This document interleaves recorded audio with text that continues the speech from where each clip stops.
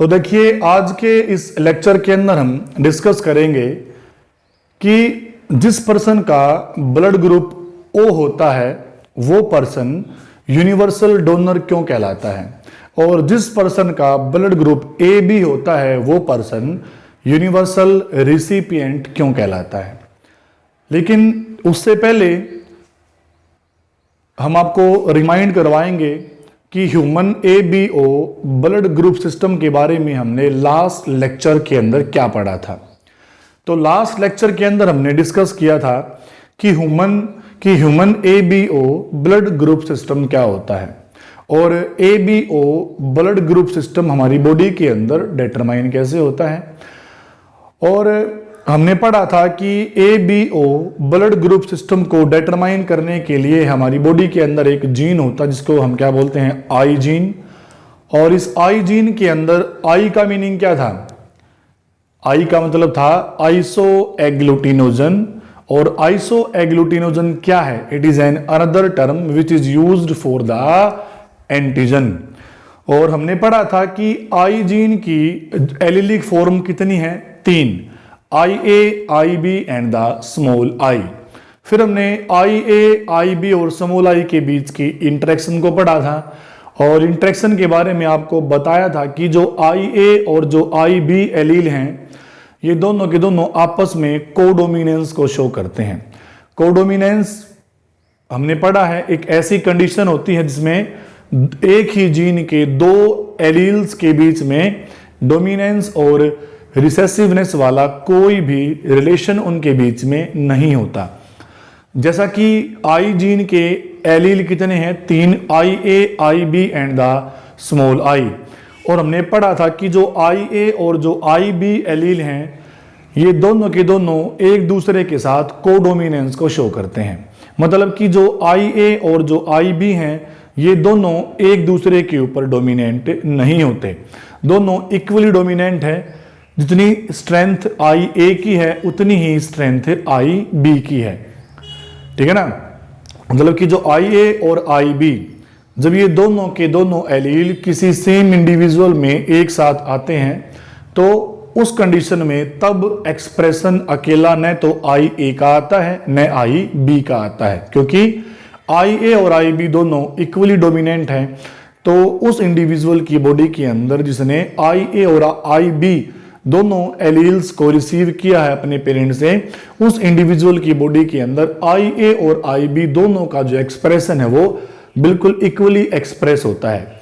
हमने पढ़ा था कि जो आई ए और आई बी ये दोनों एक दूसरे के ऊपर तो डोमिनेंट नहीं है, लेकिन जो आई ए है और जो आई बी है दोनों स्मॉल आई के ऊपर डोमिनेंट है। इस बात का रीजन क्या है? रीजन ये है कि जो आई ए नाम का एलील है वो एक स्पेशल टाइप के एंजाइम को प्रोड्यूस करता है और उस एंजाइम को बोलते हैं ग्लाइकोसाइल ट्रांसफेरेज। क्या बोलते हैं एंजाइम को? ग्लाइकोसाइल ट्रांसफेरेज। और जो आई बी नाम का एलील है, आई बी नाम का एलील भी आई ए नाम के एलील की तरह एक स्पेशल टाइप का एंजाइम प्रोड्यूस करता है और उसका नाम भी क्या है? ग्लाइकोसाइल ट्रांसफेरेज। तो आपने नोट किया कि जो आई ए एलील है और जो आई बी एलील है ये दोनों के दोनों एक जैसा ही एंजाइम प्रोड्यूस कर रहे हैं। मतलब कि जो आई ए है वो भी ग्लाइकोसाइल ट्रांसफेरेज को प्रोड्यूस कर रहा है और जो आई बी है वो भी ग्लाइकोसाइल ट्रांसफेरेज को प्रोड्यूस कर रहा है। लेकिन आई ए और आई बी दोनों के द्वारा प्रोड्यूस किया गया ग्लाइकोसाइल ट्रांसफेरेज फंक्शनली क्या होते हैं? थोड़े अलग अलग होते हैं। हालांकि ग्लाइकोसाइल ट्रांसफेरेज, यहां पे ग्लाइको का मीनिंग है, glyco word is used to denote the carbohydrate और ट्रांसफेरेज का मीनिंग होता है ट्रांसफर करना। तो आई ए और आई बी के द्वारा प्रोड्यूस किया गया ग्लाइकोसाइल ट्रांसफेरेज जो एंजाइम है ये किसी केमिकल के ऊपर कार्बोहाइड्रेट को ट्रांसफर करने का काम करता है। लेकिन आई ए और आई बी इन दोनों के द्वारा प्रोड्यूस किया गया ग्लाइकोसाइल ट्रांसफेरेज अलग अलग तरह के कार्बोहाइड्रेट का ट्रांसफर करता है। मतलब कि आई ए के द्वारा प्रोड्यूस किया गया एंजाइम अलग तरह का कार्बोहाइड्रेट ट्रांसफर करेगा और आईबी के द्वारा प्रोड्यूस किया गया ग्लाइकोसाइल ट्रांसफेरेज अलग तरह के कार्बोहाइड्रेट को ट्रांसफर करेगा। और बात यह आती है कि IA और IB के द्वारा प्रोड्यूस किए गए ग्लाइकोसाइल ट्रांसफेरेज जो एंजाइम है वो कार्बोहाइड्रेट को ट्रांसफर करते किसके ऊपर हैं? तो देखिए, आपको मैंने बताया था हम सब की जो RBC है, हमारे ब्लड के अंदर रेड ब्लड सेल है, और हम सब की RBC की सरफेस के ऊपर एक ग्लाइकोप्रोटीन चिपका होता है और उस ग्लाइकोप्रोटीन को हम बोलते हैं precursor substance. Last video lecture के अंदर प्रिकर्सर सब्सटेंस के बारे में कंप्लीटली बताया गया है, तो लास्ट वीडियो लेक्चर के अंदर आप समझ सकते हो जाके कि प्रिकर्सर सब्सटेंस क्या होता है। ठीक है ना? तो ये लेक्चर आपको समझ में तभी आएगा कि जब आप लास्ट वीडियो लेक्चर को अच्छे से आप उसको समझोगे।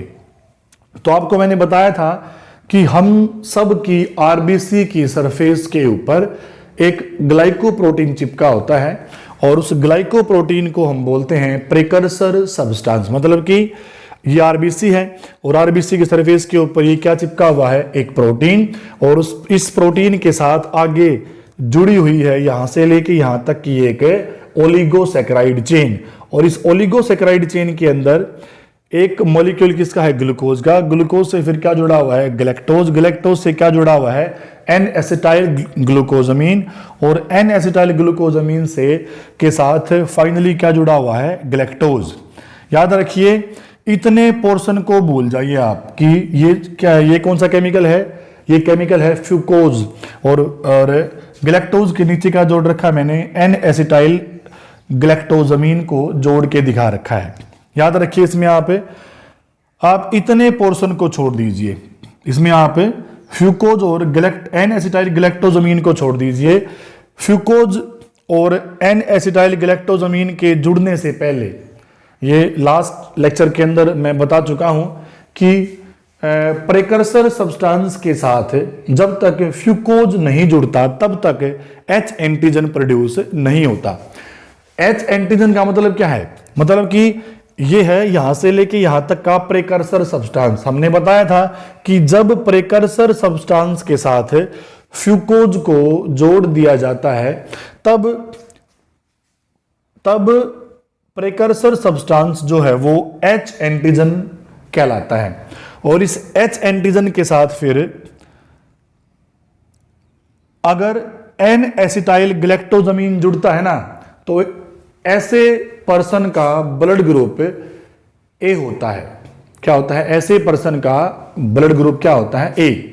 तो इसमें आप याद रखिए कि हम सब की RBC के ऊपर एक H एंटीजन चिपका होता है, और H एंटीजन कैसे प्रोड्यूस होता है ये मैं आपको बता चुका हूं कि RBC की सरफेस के ऊपर मौजूद प्रिकर्सर सब्सटेंस के साथ जब क्या जुड़ता है कि फ्यूकोज, तब प्रिकर्सर सब्सटेंस H एंटीजन के अंदर कन्वर्ट हो जाता है।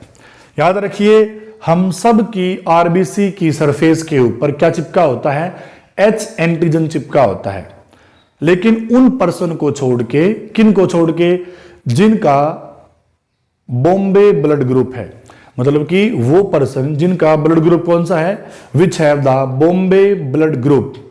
तो जिन पर्सन का, जिस भी इंडिविजुअल का blood group Bombay blood group है, उन इंडिविजुअल की बॉडी के अंदर H एंटीजन प्रेजेंट नहीं होता। ठीक है ना? तो बॉम्बे ब्लड ग्रुप वाले पर्सन को छोड़ के दुनिया के अंदर जितने भी इंडिविजुअल हैं उन सभी की RBC की सरफेस के ऊपर क्या चिपका होता है? H एंटीजन चिपका होता है। ये सभी के अंदर होता है। लेकिन जब H एंटीजन सभी इंडिविजुअल्स की RBC की सरफेस के ऊपर चिपका हुआ है तो अलग अलग पर्सन का ब्लड ग्रुप अलग अलग कैसे होता है? तो देखिए, पहले मैं आपको एक्सप्लेन कर रहा हूं कि ये देखिए, ये RBC दिखा रखी है उस इंडिविजुअल की जिसका ब्लड ग्रुप क्या है? A। तो इसमें देखिए, तो जिस पर्सन का ब्लड ग्रुप A होता है ना, उसकी बॉडी में क्या होता है? देखिए, तो जिस पर्सन का ब्लड ग्रुप A होता है, this person have A antigen. जिस पर्सन का ब्लड ग्रुप A होता है उस पर्सन की आरबीसी की सरफेस के ऊपर कौन सा एंटीजन होता है, उसकी सरफेस के ऊपर ए एंटीजन होता है। मतलब कि इसकी जिसका ब्लड ग्रुप ए है उसका जीनोटाइप क्या हो सकता है, आई ए या फिर आई ए स्मॉल आई। मतलब कि उसकी बॉडी के अंदर आई ए नाम का जो एलील है वो प्रेजेंट है, और आई ए जो एलील है वो क्या प्रोड्यूस करता है, मैं पहले बता चुका हूं कि जो आई ए नाम का एलील है ये ग्लाइकोसाइल ट्रांसफेरेज को प्रोड्यूस करता है, ठीक है ना। और आई ए के द्वारा प्रोड्यूस किया गया ग्लाइकोसाइल ट्रांसफेरेज इस एच एंटीजन के साथ वो एक शुगर जोड़ देता जिसका नाम क्या है, एन एसिटाइल गैलेक्टोजामीन। मतलब कि जैसे ही एच एंटीजन के साथ आई ए जीन के द्वारा प्रोड्यूस किया गया एंजाइम एन एसिटाइल गैलेक्टोजामीन जोड़ देता है, तब ये कंप्लीट सब्सटेंस जो है वो क्या बन जाता है, ए एंटीजन बन जाता है। कब, तो देखिए एच एंटीजन तो सभी के पास होता ही होता है, लेकिन जिस पर्सन का ब्लड ग्रुप ए है, इसका मतलब ये है कि जिस पर्सन का ब्लड ग्रुप ए है उसके पास आई ए नाम का जीन है, और उसके पास जो आई ए नाम का जीन है वो क्या बनाएगा, ग्लाइकोसाइल ट्रांसफेरेज। और उसके द्वारा बनाया गया ग्लाइकोसाइल ट्रांसफेरेज उस पर्सन की आरबीसी के सरफेस के ऊपर जो एच एंटीजन है वो एंजाइम इस एच एंटीजन के साथ एक एक्स्ट्रा शुगर और ऐड कर देता है, इसका नाम क्या है, एन एसिटाइल गैलेक्टोजामीन। एच एंटीजन के साथ एन एसिटाइल गैलेक्टोजामीन का जुड़ा होना, इसका साफ साफ मतलब यह है कि इस पर्सन का ब्लड ग्रुप ए है, क्योंकि जिस पर्सन का ब्लड ग्रुप ए होता है उसी पर्सन के आरबीसी के ऊपर चिपके हुए एच एंटीजन के साथ क्या जुड़ा मिलता है, एन एसिटाइल गैलेक्टोजामीन जुड़ा होता है, क्योंकि एन एसिटाइल गैलेक्टोजामीन उन्हीं पर्सन के एच एंटीजन के साथ जुड़ा मिलेगा जिन पर्सन का ब्लड ग्रुप क्या होता है, ए होता है, ठीक है ना। क्योंकि जिसका ब्लड ग्रुप ए है उसकी बॉडी के पास आई ए नाम का जीन है, और जिसके पास आई ए नाम का जीन है वो क्या प्रोड्यूस करेगा, ग्लाइकोसाइल ट्रांसफेरेज। और आई ए के द्वारा प्रोड्यूस किया गया ग्लाइकोसाइल ट्रांसफेरेज हमेशा एच एंटीजन के ऊपर एन एसिटाइल गैलेक्टोजामीन को ही ट्रांसफर करता है। तो ये है कंडीशन उस इंडिविजुअल की आरबीसी की जिसका ब्लड ग्रुप क्या है, ए है। तो जिसका ब्लड ग्रुप ए है उसके पास कौन सा एंटीजन होता है, उसके पास ए एंटीजन होता है। मतलब कि जैसे ही एच एंटीजन के साथ एन एसिटाइल गैलेक्टोजामीन जोड़ दें तो ये कंप्लीट सब्सटेंस क्या बन जाता है, ए एंटीजन बन जाता है। जैसे कि प्रेकर्सर सब्सटेंस के साथ जब क्या जोड़ा गया, फ्यूकोज, तो प्रेकर्सर सब्सटेंस क्या बन गया, एच एंटीजन। और जब एच एंटीजन के साथ क्या जोड़ दिया जाए, एन एसिटाइल गैलेक्टोजामीन, तो एच एंटीजन क्या बन जाता है, now it become the A antigen. और ए एंटीजन किसके पास होता है, ए एंटीजन उसी पर्सन की आरबीसी की सरफेस के ऊपर चिपका होता है जिसका ब्लड ग्रुप ए होता है। और जिसका ब्लड ग्रुप ए है उसका एंटीजन क्या है, वो पर्सन क्या है कि this person have A antigen, और जिसके पास ए एंटीजन है this person have antibodies against B antigen. Simple सी बात है। तो देखिए ये लैंडस्टीनर रूल है, क्योंकि जो कार्ल लैंडस्टीनर था उसी ने ही human ABO blood group system को बताया था, ठीक है ना। तो जिस पर्सन की आरबीसी के सरफेस के ऊपर क्या होता है, ए एंटीजन, उसकी बॉडी के अंदर क्या मिलती हैं, एंटीबॉडीज, किसके अगेंस्ट द बी एंटीजन। क्योंकि जिस पर्सन का ब्लड ग्रुप बी होता है ना उसका जीनोटाइप क्या होता है, IB या IB स्मॉल आई। मतलब कि उसकी बॉडी के अंदर IB नाम का जीन है, और IB क्या बनाता है, ग्लाइकोसाइल ट्रांसफेरेज IA की तरह, लेकिन IB के द्वारा प्रोड्यूस किया गया ग्लाइकोसाइल ट्रांसफेरेज H एंटीजन के साथ N एसिटाइल गैलेक्टोजामीन जोड़ने की बजाय वो H एंटीजन के साथ क्या जोड़ता है, गैलेक्टोज जोड़ता है। क्या जोड़ता है, गैलेक्टोज। जैसे कि IA के द्वारा प्रोड्यूस किया गया ग्लाइकोसाइल ट्रांसफेरेज H एंटीजन के साथ क्या जोड़ता है, N एसिटाइल गैलेक्टोजामिन। वैसे ही IB के द्वारा प्रोड्यूस किया गया IB के द्वारा प्रोड्यूस किया गया ग्लाइकोसाइल ट्रांसफेरेज H एंटीजन के साथ क्या जोड़ता है, गैलेक्टोज जोड़ता है। और जब H एंटीजन के साथ गैलेक्टोज जुड़ जाता है तब ये क्या बन जाता है, now it become a B antigen. तो जिस पर्सन का ब्लड ग्रुप B होता है उसके पास क्या होता है, this person have B antigen and have antibodies against the A antigen. मतलब कि इस पर्सन का ब्लड ग्रुप B एंटीजन को नहीं जानता, इसलिए इसके पास B एंटीजन के अगेंस्ट क्या मिलेगी, एंटीबॉडीज। लेकिन जिस पर्सन का ब्लड ग्रुप B होता है उसका इम्यून सिस्टम है A एंटीजन को नहीं जानता, इसलिए इस पर्सन की बॉडी के अंदर क्या मिलेंगी, A एंटीजन के अगेंस्ट एंटीबॉडी मिलेंगी। तो जिस पर्सन का ब्लड ग्रुप A है उसकी बॉडी के अंदर B एंटीजन के अगेंस्ट एंटीबॉडी मिलेंगी, और जिस पर्सन का ब्लड ग्रुप B है उसकी बॉडी के अंदर A एंटीजन के अगेंस्ट एंटीबॉडी मिलेंगी। अब बात आती है क्या, अब हम पढ़ेंगे उस पर्सन की बॉडी में क्या होता है जिसका ब्लड ग्रुप AB होता है। देखिए, तो जिस पर्सन का ब्लड ग्रुप AB होता है इसका मीनिंग क्या है, उसकी बॉडी के अंदर A और B दोनों एंटीजन होते हैं। उसकी बॉडी के अंदर A और B नाम के दोनों एंटीजन होते हैं। A एंटीजन कब बनता है, जब H एंटीजन के साथ N एसिटाइल गैलेक्टोजामिन जुड़ जाए। B एंटीजन कब बनता है, जब H एंटीजन के साथ गैलेक्टोज जुड़ जाए। और AB एंटीजन कब बनता है, AB एंटीजन तब बनता है जब इस H एंटीजन के साथ N एसिटाइल गैलेक्टोजामिन और गैलेक्टोज दोनों जुड़ जाएं। ठीक है ना। अगर अकेला N एसिटाइल गैलेक्टोजामिन होता तो क्या बनता ये, A एंटीजन, और अगर अकेला गैलेक्टोज होता तो क्या बनता, B एंटीजन। लेकिन यहां पे तो क्या है, दोनों है, N एसिटाइल गैलेक्टोजामिन भी है और गैलेक्टोज भी है, और जब दोनों है तो दोनों को मिलाई क्या बनता है, AB एंटीजन बनता है। मतलब कि जिस पर्सन का ब्लड ग्रुप AB है उस पर्सन का इम्यून सिस्टम उस एंटीजन को भी जानता है जो IA ने बनाया है। ठीक है ना। मतलब कि उस पर्सन का जो इम्यून सिस्टम है वो A और B दोनों ही एंटीजन को जानता है, और जब वो दोनों को जानता है तो ऐसे पर्सन की बॉडी के अंदर एंटीबॉडीज आपको नहीं मिलेंगी। This person do not have antibodies against A and B antigen. तो इसकी बॉडी के अंदर ना तो एंटीबॉडीज क्या मिलेंगी अगेंस्ट द A एंटीजन, और न ही क्या मिलेगी अगेंस्ट द B एंटीजन। तो ये तो आपको कंडीशन बता दी मैंने कि जिस पर्सन का ब्लड ग्रुप A है, B है, AB है, उनकी बॉडी में कंडीशंस क्या क्या होती हैं।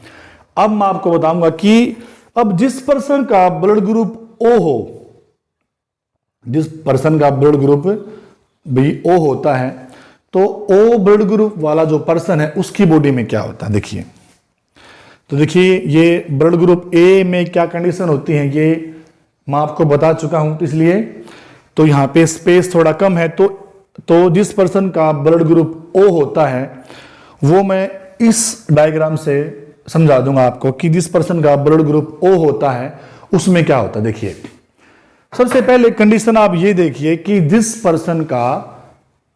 पर्सन का ब्लड ग्रुप क्या होता है O, उस पर्सन की बॉडी में जीन कौन से होते हैं। जिस पर्सन का ब्लड ग्रुप O होता है उसकी बॉडी के अंदर I जीन की दोनों कॉपी कौन सी होती हैं, स्मॉल I और स्मॉल I होता है ना।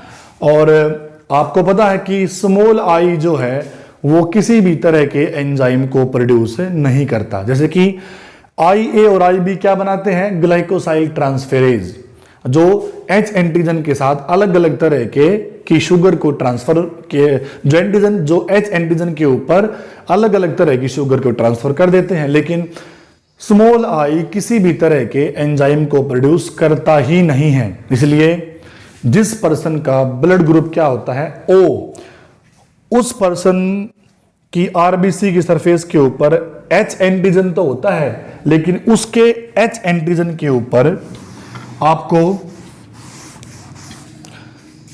ना तो क्या मिलेगा, ना तो आपको मिलेगा N एसिटाइल गैलेक्टोजामिन, नहीं क्या मिलेगा गैलेक्टोज, क्योंकि H एंटीजन के ऊपर N एसिटाइल गैलेक्टोजामिन को कौन ट्रांसफर करता है, IA जीन के द्वारा प्रोड्यूस किया गया ग्लाइकोसाइल ट्रांसफेरेज। और गैलेक्टोज कौन करता है? IB जीन के द्वारा प्रोड्यूस किया गया ग्लाइकोसाइल ट्रांसफेरेज। लेकिन यहां पे जीन की कंडीशन कौन सी है? ब्लड ग्रुप तो O है, और जिसका ब्लड ग्रुप O है उसका जीनोटाइप क्या होता है? स्मॉल आई और स्मॉल आई। और स्मॉल आई किसी भी ग्लाइकोसाइल ट्रांसफेरेज एंजाइम को प्रोड्यूस कर ही नहीं रहा। तो जिस पर्सन का ब्लड ग्रुप O होता है उसकी बॉडी के अंदर ग्लाइकोसाइल ट्रांसफेरेज जो एंजाइम है वो बनता ही नहीं है, और उसके न बनने से उसकी आरबीसी के सरफेस के ऊपर चिपके हुए H एंटीजन के साथ न तो क्या जुड़ता है N एसिटाइल गैलेक्टोजमीन, और न ही क्या जुड़ता है गैलेक्टोज। ये दोनों ही बाइंड नहीं हो पाते। इसलिए जिस पर्सन का ब्लड ग्रुप O होता है उसकी आरबीसी की सरफेस के ऊपर सिर्फ H एंटीजन चिपका होता है, वहां पे कुछ भी नहीं होता। और ठीक है ना, इसका मीनिंग क्या है? इसका मतलब जिस पर्सन का ब्लड ग्रुप क्या होता है? O। जिस पर्सन का ब्लड ग्रुप क्या हो? O हैव, क्या लिख देंगे? Have no antigen. मतलब कि उसकी आरबीसी की सरफेस के ऊपर कोई एंटीजन प्रेजेंट नहीं होगा। मतलब कि जिस पर्सन का ब्लड ग्रुप O होता है उसकी आरबीसी के सरफेस के ऊपर क्या होता है? सिर्फ H एंटीजन होता है। इसके पास A और B एंटीजन प्रेजेंट नहीं है। इसलिए हैव नो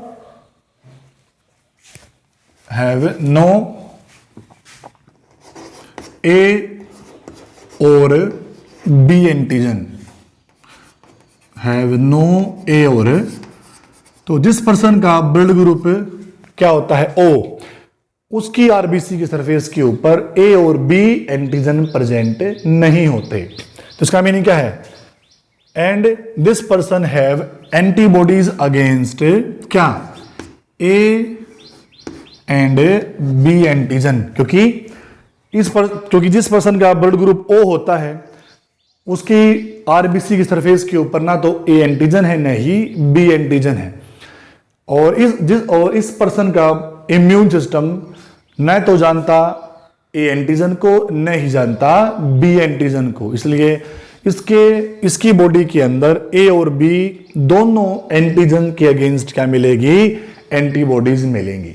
ठीक है ना। ये हमने आपको बताया कि ए बी और ओ ब्लड ग्रुप वाले जो पर्सन होते हैं उनकी बॉडी के अंदर क्या क्या कंडीशंस हो सकती हैं एंटीबॉडीज को लेके। बताया कि जिसका ब्लड ग्रुप ए है उसका इम्यून सिस्टम ए एंटीजन को जानता है, बी को नहीं जानता। इसलिए ए वाले की बॉडी के अंदर बी के अगेंस्ट एंटीबॉडी मिलेंगी। बी वाले जिसका ब्लड ग्रुप बी है उसकी बॉडी के अंदर ए के अगेंस्ट एंटीबॉडी मिलेंगी। जिसका ब्लड ग्रुप ए बी है उसकी बॉडी के अंदर ए और बी दोनों के ही अगेंस्ट एंटीबॉडी नहीं मिलेंगी, क्योंकि इस पर्सन का इम्यून सिस्टम दोनों एंटीजन्स को जानता है। ठीक है ना। तो ए वाले की बॉडी में बी के अगेंस्ट मिलेंगी, बी वाले के अंदर ए के अगेंस्ट मिलेंगी, ए बी वाले में दोनों के ही अगेंस्ट एंटीबॉडी नहीं मिलेंगी। और जो जिसका ब्लड ग्रुप ओ होता है उसकी बॉडी के अंदर ए और बी एंटीजन नहीं होते, तो इसलिए इसका जो इम्यून सिस्टम है वो ए और बी एंटीजन दोनों को ही नहीं जानता होता है। इसलिए जिस पर्सन का ब्लड ग्रुप ओ होता है उसकी बॉडी के अंदर ए और बी एंटीजन दोनों के अगेंस्ट क्या होती हैं? एंटीबॉडीज होती हैं। अब बात फाइनली क्या आती है कि हम पढ़ने जा रहे थे कि जिस पर्सन का ब्लड ग्रुप क्या होता है? ओ, उस पर्सन को हम बोलते हैं क्या? उस पर्सन को हम बोलते हैं, तो देखिए जगह कम है हमारे पास, तो ये बीच वाला जो पोर्शन है वो हम यहां से रब कर लेंगे।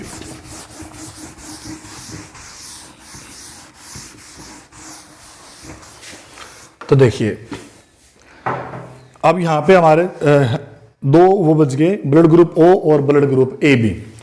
तो जिस पर्सन का ब्लड ग्रुप क्या होता है? ओ, उस पर्सन को हम बोलते हैं क्या? उस पर्सन को हम बोलते हैं यूनिवर्सल डोनर। मतलब कि जिस पर्सन का ब्लड ग्रुप ओ होता है इस पर्सन का ब्लड ग्रुप हम किसी भी पर्सन को दे सकते हैं, उसको भी जिसका ब्लड ग्रुप ए है, उसको भी जिसका ब्लड ग्रुप बी है, उसको भी जिसका ब्लड ग्रुप ए बी है, और उसको भी जिसका ब्लड ग्रुप ओ है। क्यों? कि अगर हम ओ ब्लड ग्रुप किसको दे दें, ए वाले को, तो ए वाले को कोई प्रॉब्लम नहीं होगी। क्यों? क्योंकि जिसका ब्लड ग्रुप ओ है उसके पास ना तो ए एंटीजन है ना उसके पास है बी एंटीजन है, इसके पास कोई एंटीजन नहीं है। तो जिसका ब्लड ग्रुप ओ है,